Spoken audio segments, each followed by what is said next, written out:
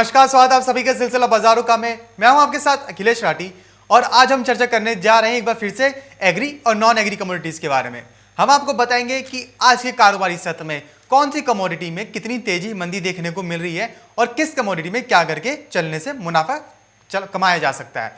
अब बात कर लेते हैं एग्री कमोडिटीज की।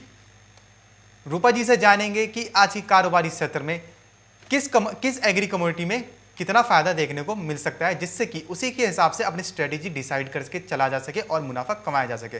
जैसे कि कल के कारोबारी सत्र में भी हमने देखा था कि लगभग सारी एग्री कमोडिटीज एनसीडीएक्स पर हरे निशान के साथ ट्रेड करती हुई नजर आई थी। ग्वार गम और ग्वार सीड में भी अच्छी खासी तेजी देखने को मिली थी और मस्टर्ड सीड के अंदर भी एक तेजी देखने को ही मिली थी। खाद्य तेलों में जो पहले लाल निशान के साथ कारोबार करते हुए नजर आ रहे थे, वहीं कल खाद्य तेल सारे के सारे लगभग हरे निशान के साथ कारोबार करते हुए नजर आए।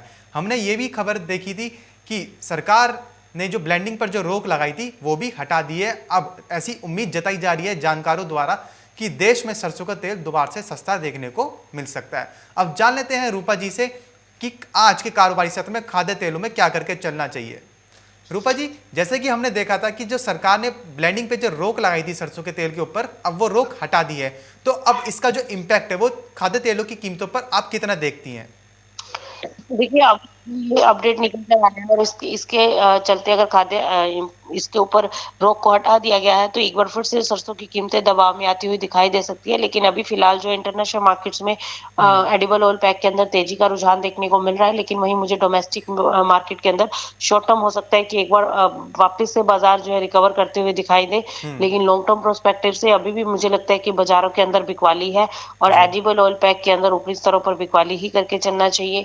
और जी अगर हम बात करें रिफाइंड सोया ऑयल की, तो मुझे लगता है कि रिफाइंड सोया ऑयल में अब 1070 1080 के आसपास के लेवल्स के ऊपर एक बार सेलिंग की जा सकती है। रिफाइंड सोया जनवरी के अंदर सेम एज इट इज मुझे लगता है कि सोयाबीन के अंदर भी 4320 से 4340 की रेंज में सेलिंग करके चल सकते हैं। छोटा सा स्टॉप लॉस लगाना चाहे तो 4400 के स्टॉप लॉस के साथ सोयाबीन के अंदर भी बिकवाली की जा सकती है। वहीं अगर सरसों की बात करें तो मुझे लगता है कि सरसों ऊपर में ज्यादा से ज्यादा 5720 से 5740 तक के स्तर दिखा सकता है। वहीं से एक दबाव बनता हुआ हम देख सकते हैं जो कि वापस से नीचे में 5500 के आसपास आता हुआ दिखाई दे सकता है। सेल ऑन राइस की स्ट्रेटेजी लेकर चला जा सकता है। जी, जैसे कि रूपा जी ने बताया, खाद्य तेलों के अंदर ऊपरी स्तरों पर बिकवाली करके ही चलें, फ्रेश बाइंग ना लें। रूपा जी, इसी के साथ अगर बात करें मसालों की, तो मसालों में आज कैसा रुख देखने को मिल सकता है? देखिए, जहाँ तक मसालों की बात है, मसालों में जीरे के अंदर तेजी का रुझान बनता हुआ अब यहाँ से दिखाई दे रहा है। तो मुझे लगता है कि जीरा जो है ऊपर में एक बार वापस से जनवरी वायदा जो है ऑलरेडी कल 14,000 के स्तरों को पार करता हुआ दिखाई दिया था। तो आज मुझे लगता है कि ऊपर में 14,500 14,600 की रेंज के बीच जाता हुआ दिखाई दे सकता है। सेम एज इट इज अगर हल्दी की बात करें तो अप्रैल वायदा 6,000 के ऊपर अगर सस्टेन कर जाता है तो 6200 के स्तर के लिए हल्दी के अंदर भी एक तेजी बनती हुई दिखाई दे सकती है। तो मुझे लगता है कि मसालों के अंदर भी निचले स्तरों पर एक बार खरीदारी करके चला जा सकता है। जी, रूपा जी, मसालों में ऐसा कौन सा मसाला होगा जो सबसे ज्यादा मुनाफे का सौदा साबित हो सकता है? देखिए, अगर बात करें तो मुझे लगता है कि मसालों के अंदर जीरा और हल्दी ये दोनों मसाले ऐसे हैं जो आगे तेजी दिखाते हुए नजर आ सकते हैं और आज इंट्राडे प्रोस्पेक्टिव से जीरे की ओर के अंदर बाइंग करके चला जा सकता है। जी, रूपा जी, हमारे साथ एक दर्शक जुड़े हुए हैं, नमन गुप्ता जी, जो मस्टर्ड की कॉल जानना चाह रहे हैं। देखिए, मस्टर्ड मेरी कॉल तो स्तरों पर बिकवाली की है और इंट्राडे प्रोस्पेक्टिव से अप एंड डाउन देखने को मिल सकता है। लेकिन वहीं अगर बाजार 5700 के ऊपर सस्टेन जाता है तो वहां से एक बार बिकवाली करके चला जा सकता है। जी, रूपा जी, उसी के साथ अगर बात करें ग्वार गम और ग्वार सीड की, तो बीते कारोबारी सत्र में हमने देखा था कि दोनों में एक अच्छी खासी बढ़त देखने को मिली थी। तो आज के लिए ग्वार गम और ग्वार सीड में क्या रणनीति रहेगी आपकी तरफ से?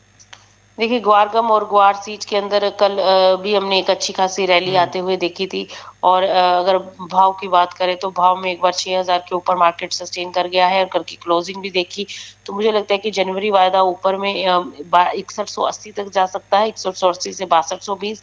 वहीं अगर सीड्स की बात करें तो ऊपर में जनवरी वायदा 4040 से 4060 की तेजी दिखाता हुआ नजर आ सकता है। बहुत ज्यादा तेजी की उम्मीद नहीं है और मुझे लगता है कि बाजार इसी रेंज के बीच में ट्रेड करता हुआ दिखाई दे सकता है। इंट्राडे प्रोस्पेक्टिव से बाय ऑन डिप की स्ट्रेटेजी लेकर चल सकते हैं। जी, रूपा जी, हमारे साथ बहुत सारे दर्शक जुड़े हुए हैं जो बिनौला खल के बारे में जानना चाह रहे हैं। कल के कारोबारी सत्र में हमने देखा था कि बिनौला खल एक अच्छी खासी बढ़त के साथ बंद होता हुआ नजर आया था। बिनौला खल का जनवरी वायदा 2% से ज्यादा की तेजी के साथ बंद होता हुआ नजर आया था। तो आज के लिए बिनौला खल में क्या करके चलना चाहिए? अखिलेश, कल भी हमने जो अपना हॉट पिक दिया था वो बिनोला खल के अंदर ही दिया था जी। कि बिनोला खल में ही बाइंग करें, और 2020 के ऊपर मार्केट और ज्यादा पॉजिटिव नजर आ रहा है, और कल की क्लोजिंग भी 2000 हमें 2060 के ऊपर के देखने को मिली है। तो मुझे लगता है कि बिनोला खल अब यहाँ से 2120 से लेकर 2160 के स्तर दिखा सकता है। तो आज भी इंट्राडे प्रोस्पेक्टिव से बिनोला खल के अंदर खरीदारी करके चलना चाहिए। ऊपर में भाव जो है 2120 के आसपास जाता हुआ दिखाई दे सकता है। अगर उसके ऊपर मार्केट निकलता है तो हमें 2250 से लेकर 2300 के स्तर भी देखने को मिल सकते हैं। तो अब यहाँ से बिनोला खल में तेजी बनती हुई दिखाई दे सकती है, जो कि ऊपर आपको 2300 तक ले जाती हुई दिख सकती है। तो बाय ऑन डिप की स्ट्रेटेजी बिनोला खल के अंदर भी लेकर चला जा सकता है। जी।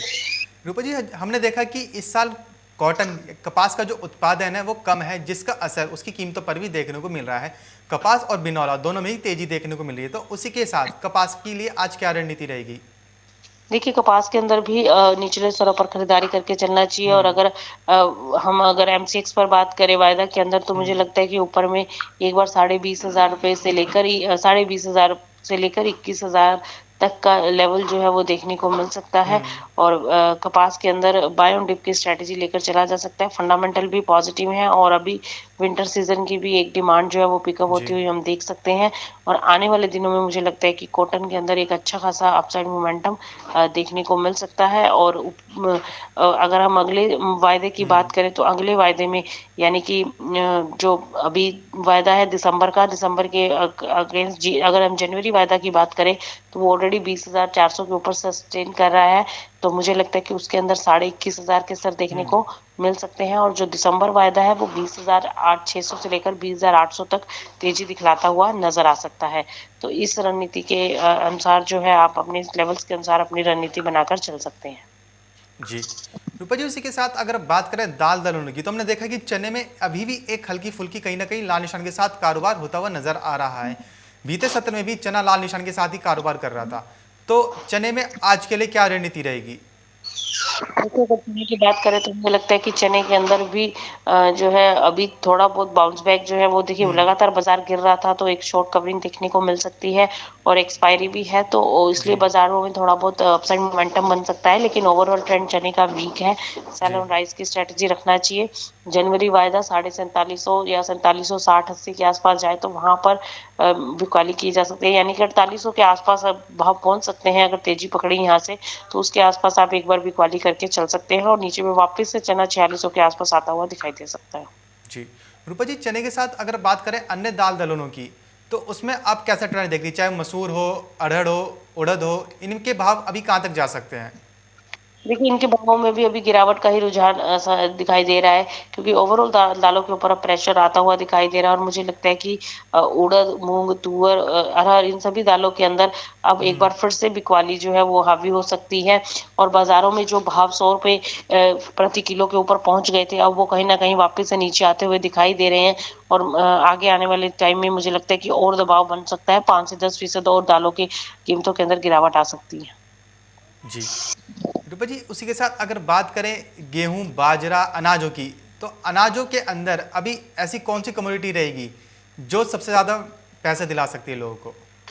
देखिए, अनाजों की अगर बात करें तो अनाजों के अंदर मुझे लगता है कि आगे गेहूं और धान, ये दो कमोडिटी ऐसी हो सकती हैं जी। जिसके अंदर एक अपसाइड मोमेंटम बन सकता है, और इनकी कीमतों के अंदर एक बार फिर से उछाल बन सकता है। तो इनकी कीमतों के अंदर तेजी आ सकती है। तो इन अनाजों के अंदर आप बाइंग में रह सकते हैं।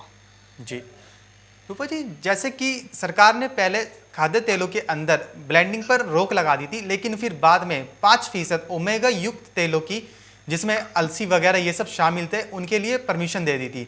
लेकिन अब सरकार ने पहले की तरह ही रोक हटा दी है। जो पहले चल रहा था वही अब चलता हुआ नजर आएगा। तो क्या इससे जो ओमेगा युक्त तेल थे उनकी कीमतों पर एक इम्पैक्ट पड़ेगा? देखिए, इतना बहुत ज़्यादा कोई इम्पैक्ट अभी आया भी नहीं था प्राइसेज़ के ऊपर और आगे भी बहुत ज़्यादा इम्पैक्ट हम्म। आने की लग नहीं रहा है कि बाज़ार कोई बहुत ज़्यादा इम्पैक्ट दिखाते हुए नज़र आएँगे। और अलसी की जो हम बात कर रहे हैं, अलसी के अंदर हम्म। और जो भी इसके अंदर यूज़ करना था आइटम्स, वो सारे अब आगे विंटर सीज़न की भी एक डिमांड जो है वो पिकअप होते हुए दिखा सकते हैं। जी। लेकिन इस चीज़ का बहुत ज़्यादा इम्पैक्ट उस पर हमें देखने को नहीं मिला है और आगे भी इसका कोई बहुत ज़्यादा इम्पैक्ट आता हुआ दिखाई नहीं दे रहा है। तो मुझे लगता है कि रेंज में मार्केट जो है वो ट्रेड करता हुआ दिखाई दे सकता है। जी। रूपा जी, हमारे साथ एक दर्शक जुड़े हुए हैं, सादिक मोमिन जी, जिनका सवाल है सीपीयू को लेकर। वो जानना चाह रहे हैं कि सीपीयू में अभी क्या करके चलना चाहिए। देखिए, अभी एडिबल ऑयल पैक के अंदर कल अच्छा खासा हमने एक बाउंस बैक आते हुए देखा है और सीपीओ के अंदर भी एक बार हम्म। फिर से मार्केट जो है वो तेज होता हुआ कल हमें दिखाई दिया है और कल के बाजार में भी हमने बाजारों के अंदर 900 के ऊपर इसको जाते हुए देखा था सीपीओ को। तो मुझे लगता है कि बहुत ज़्यादा अभी तेजी के आसार नहीं है। देखिए, थोड़ा बहुत बाजार जो है अप एंड डाउन दिखा सकता है और अपसाइड मोमेंटम में रह सकता है, लेकिन हम्म। बहुत ज़्यादा अपसाइड एक्सपेक्टेड नहीं है। और मेरे हिसाब से मुझे लगता है कि ऊपरी स्तरों पर बिकवाली हावी हो सकती है। इंट्राडे प्रोस्पेक्टिव से आपको अभी दिसंबर वायदा 912 के आसपास आज ट्रेड करता हुआ दिखाई दे रहा है। तो मुझे लगता है कि 920 मैक्सिमम, जैसे कि मैंने पहले भी हम्म। बताया था कि 920 तक मैक्सिमम अपसाइड पकड़ सकता है। जी। वहाँ से एक डाउनसाइड फिर देखने को मिल सकता है। जनवरी वायदा की बात करें तो हम्म। आज 908 के आसपास कारोबार करता हुआ दिखाई दे रहा है। तो वहीं मुझे लगता है कि 920 ही इसका लेवल भी हो सकता है ऊपरी स्तर पर तक जाने का। वहाँ से एक प्रेशर बनता हुआ दिखाई दे सकता है। जी। रूपा जी, एक सवाल जानना चाहेंगे आपसे तिल के बारे में। हमारे साथ एक दर्शक जुड़े हुए हैं, सिकंदर सुमरा जी, जिनका सवाल है तिल को लेकर। वो जानना चाह रहे हैं कि तिल में आगे क्या लग रहा है, तेजी रहेगी या मंदी। देखिए, तिल में छुट-मुट अपसाइड मोमेंटम बन सकता है, लेकिन अभी बहुत ज़्यादा तेज़ी के आसार नहीं है। हम्म। अब डिपेंड करेगा कि विंटर सीज़न की डिमांड कैसी निकलती है, उसके ऊपर काफ़ी हद तक डिपेंड करेगा, लेकिन हाल-फिलहाल में प्रेशर बनता हुआ हम फिर देखेंगे। अभी short term point of view से एक अपसाइड मोमेंटम बन सकता है। जी। रूपा जी, एक और दर्शक जुड़े हुए हैं, विजेंद्र वर्मा जी, जिनका सवाल है सोयाबीन को लेकर। ये जानना चाह रहे हैं कि क्या सोयाबीन 4500 के आसपास होता हुआ नजर आएगा। देखिए, 4500 मुझे थोड़ा डिफ़िकल्ट लगता है कि ये लेवल्स हम्म। टच होंगे। हाल-फिलहाल में मुझे लगता है कि जैसे मैंने पहले भी बोला था, 4200 से 4400 की रेंज में बाज़ार ट्रेड करता हुआ दिखाई दे सकता है। जब तक 4400 के ऊपर नहीं निकलता, क्लोजिंग नहीं आती, तब तक मुश्किल है 4500 के स्तर पर जाना। लेकिन अभी बाज़ार जो है 4350 और 42 साढ़े 4200 की रेंज में कारोबार करता हुआ दिखाई दे सकता है। वहीं मुझे लगता है कि सेल ऑन राइज़ की स्ट्रैटेजी में रहना चाहिए। बाइंग को अब धीरे-धीरे निकालें। हम्म। अगर जो भी ऊपरी भाव मिलते हैं वहाँ पर आपको एक बार प्रॉफिट बुक करके या अपना लॉस जो भी है अगर आपका, जी। तो उसको बुक करके एक बार एग्जिट होना चाहिए। जी। रूपा जी, आज के कार्रवाई सत्र के लिए ऐसी कौन सी एग्री कमोडिटी रहेगी जो सबसे ज्यादा मुनाफे का सौदा साबित हो सकती है।